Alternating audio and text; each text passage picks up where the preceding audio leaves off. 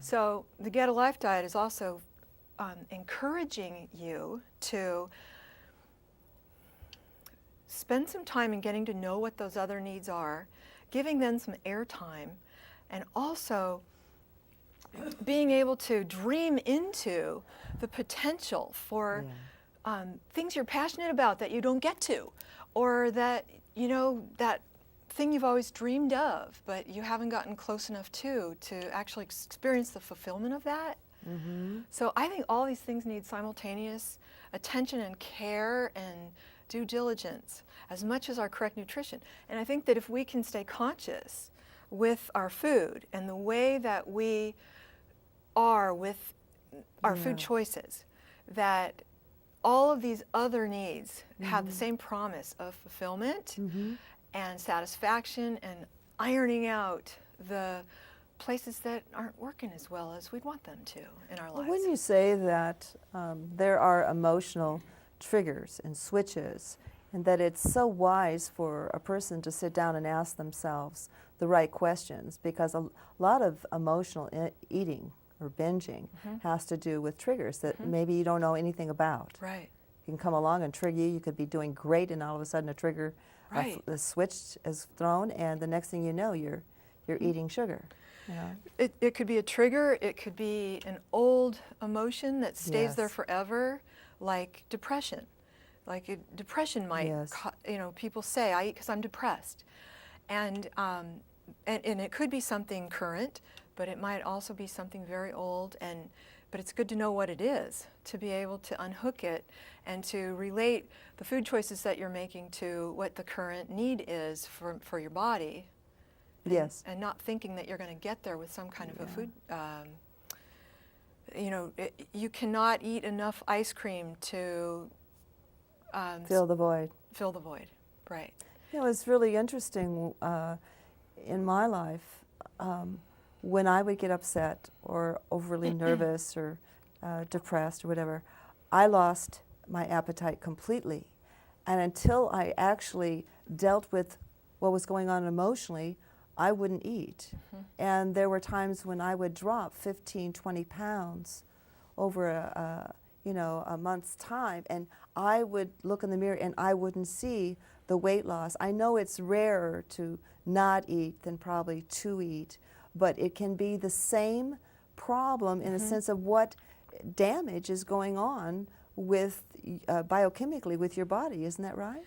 Absolutely. And that also, what you're saying is that there's other motivations for what drive whether you're going to not eat. I mean, there's definitely emotional behaviors wrapped around what you choose or don't choose. And they're very powerful. Very powerful. And they deserve a lot of compassion. Compassion and care.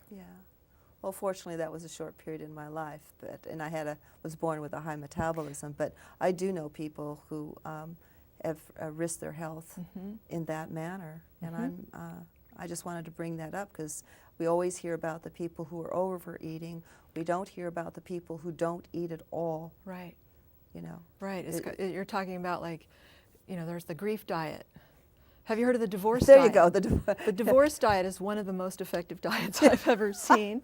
It's true. I think I've been on that diet. Who doesn't know a divorcee who lost 20 pounds, at least 20 pounds at that time in her life?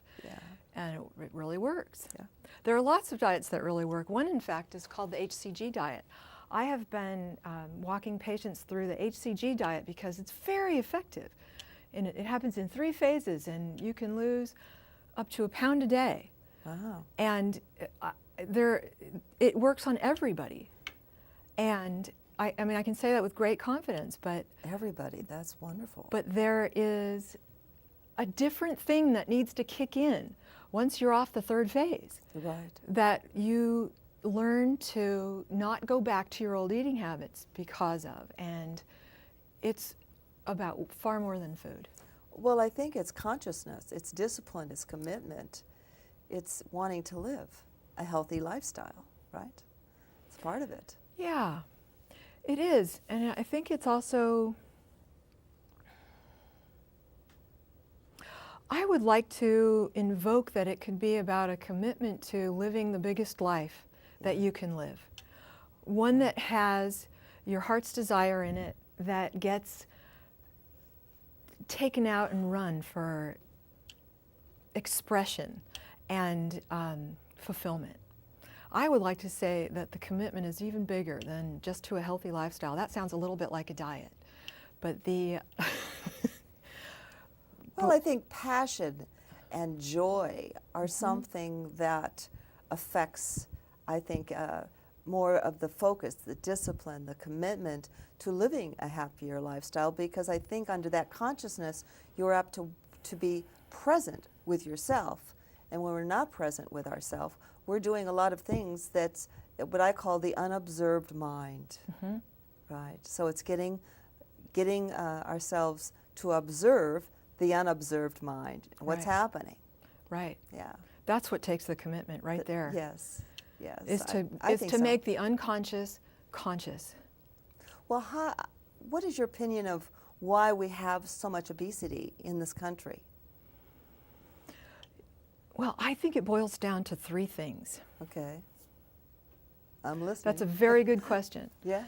The first thing is, I think that a lot of people just don't know the basics of how food works in the body, like the science of Right. having a responsible blood sugar.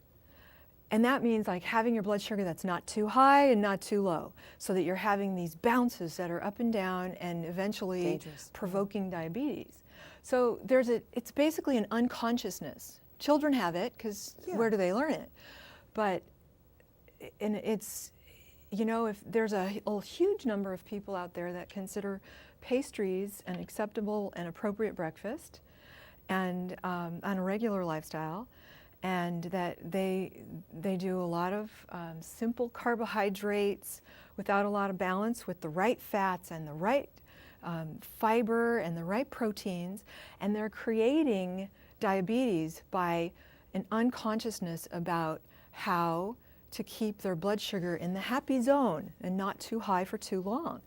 So that's the first and foremost one, and that's what gets taught to children. This is why diabetes type 2 is now a children's disease, not just an adult onset issue anymore.